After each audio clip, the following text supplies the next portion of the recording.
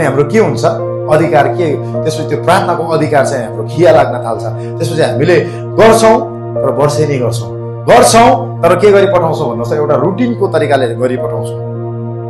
त्यति बेला के हुन्छ भन्नुस् त खिया लाग्छ अर्थात् हाम्रो अधिकार चल्दैन अनि अधिकार नचल्दाखेरि नि मंगल भाइले भन्दै थियो त्यही बेला शैतानलाई मेहनतै गर्नु पर्दैन नि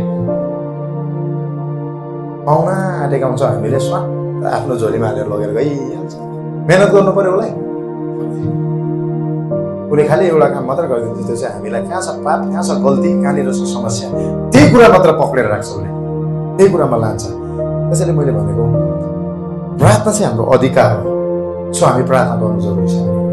र यही कुरामा मैले भनेको अर्थ के भनेदेखि हामी थुप्रैचोटि वचन सुन्छौं थुप्रै वचन सुन्छौं अहिले हामी एउटा सिरिजमा जाँदैछौँ मेरो चिनारी म को ख्रीष्ट येशूमा मेरो अधिकार के छ येशू ख्रीष्टमा म किन यस पृथ्वीमा छु मेरो हुनुको अस्तित्व के छ भन्ने कुरालाई जब हामी चर्चा गरिराखेका छौँ नि यो चाहिँ सेकेन्ड भाग हो यो चाहिँ सेकेन्ड भाग हो अनि सेकेन्ड भागकोमा म तपाईलाई सुरुमा के कुरा भन्न चाहन्छु भने तपाईँ र म चाहिँ नि परमेश्वरमा चिनारी पाएको व्यक्ति हो भनेदेखि नि फर्स्टमा चाहिँ परमेश्वरको वचनलाई सुन्नु चाहिँ जरुरी छ आमेन भन्नुहोस् न हामी सबैलाई थाहा छ हाम्रो मानिसको दिमाग कति सय ग्रामको छ अरे कति सय 1300 या 1400 ग्रामको हुन्छ तर यो 1300 र 1400 ग्राममा पनि कति पर्सेन्ट भाग मात्र हामीले चलाउँछौँ कति मात्रै अरे कति मात्रै भन्नुहोस् न 10% मात्र चलाउँछ अनि त्यो 10% ले यो माइक बनाएको त्यो 10% ले यो किबोर्ड बनाएको 10% ले लाइट बनाएको 10% ले के बनाएको भन्नुहोस् त एभ्रिथिङ यहाँ भएको सम्पूर्ण कुरा यो प्लेन जहाज सबै के छ कति पर्सेन्ट ले बनाउँदैछ 10% बाँकी 90% कहाँ गयो हरायो कि परमेश्वरले नदिएको दिएको त्यो अलरेडी तपाईँ भित्र छ हामी भित्रै छ तर त्यो कति बेला चल्छ भन्नुहोस् न जति बेला चाहिँ नि परमेश्वरको वचनलाई लिन्छौँ आमेन भन्नुहोस् न किनकि 90% जब हामीले चलाउन थाल्छौँ कति बेला चल्छ 90% भनेर जति हामीले परमेश्वरको वचनलाई लिन थाल्छौँ नि हाम्रो 100% दिमाग चाहिँ त्यति बेला चल्न सुरु हुन्छ आमेन भन्नुहोस् न बुझ्नुभयो मैले भनेको तर 90% किन परमेश्वरले राखिराख्नु भएको भने त्यो 90% चाहिँ नि परमेश्वरको वचनबाट आउँछ खासमा आमेन आमेन त्यतिकै आउँदैन हामी त्यही भएर कतिवटा इलाकामा चाहिँ हामी जित्नै नसक्नुको कारण त्यो हो नि त किनभने हामीले 90% को कुरालाई अर्थात् परमेश्वरको वचनलाई हामी चलाउँदैनौँ नचलाएको कारणले गर्दाखेरि अनि हाम्रो 10% मात्र चल्छ क्या अनि 10% चल्यो भनेदेखि के हुन्छ भने तपाईँले गर्दै गरेको कुरा पनि तपाईँ सफल हुन सक्दैन तपाईँले बोल्दै गरेको कुरा पनि तपाईँ उन्नति हुन सक्दैन जहिले जब तपाईँले थुप्रै भयो प्रार्थना गरेको तर पनि हामी त्यो प्रार्थनामा उत्तर नआएको देख्छौँ हामी त्यति बेला तर के चल्छ भने हाम्रो 10% तर परमेश्वरको वचनले भन्छ हरेक कुराको सुरु र अन्त्य चाहिँ परमेश्वरमा छ अनि त्यो परमेश्वर चाहिँ को हुनुहुन्छ वचन जो हाम्रो हातमा दिएको छ आमेन भन्नुहोस् न तपाईलाई थाहा छ यस पृथ्वीमा यदि तपाईँ चाहिँ उच्च हुन चाहनुहुन्छ या म उच्च हुन चाहन्छु भनेदेखि नि एउटा कुरा गर्नु जरुरी छ म उच्च हुनको लागि एउटा कुरा गर्नु जरुरी छ सबैको सेवक बन्नु जरुरी छ आमेन भन्नुहोस् न तर हामी चाहिँ मालिक बन्न आउँछौँ तर कहिले पनि हामी मालिक बनेर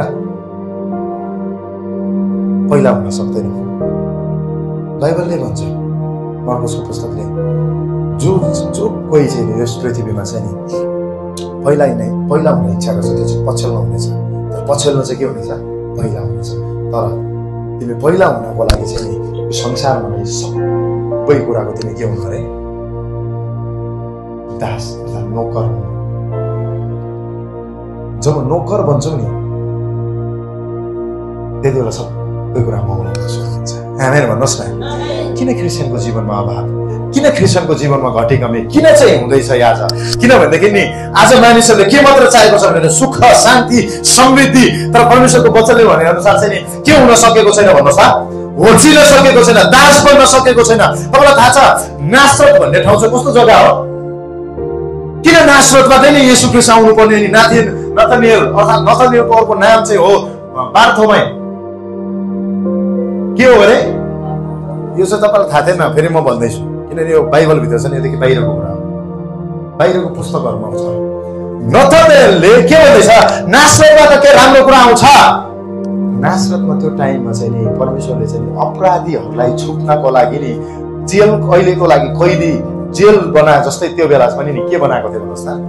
मान्छे बस्नको लागि चाहिँ एउटा ठाउँ छुट्याइदिएको थियो। कुनै मान्छेलाई मार्यो भनेदेखि यदि त्यो नासरतमा गयो भनेदेखि त्यहाँबाट मान्छे बाँच्थ्यो खासमा। तर त्यहाँबाट चाहिँ को आउँदै हुनुहुन्छ भन्नुहोस् त, प्रभु येशू जन्मिनु चाहिँ बेथलेहममै जन्मिनु भयो, तर हुर्कनु भयो, बढ्नु भयो, तर कहाँ छ भन्नुहोस् त, जसमा चाहिँ पृथ्वीमा नामै गरिएको छैन, त्यो जग्गाबाट चाहिँ प्रभु येशू के हुनुभयो,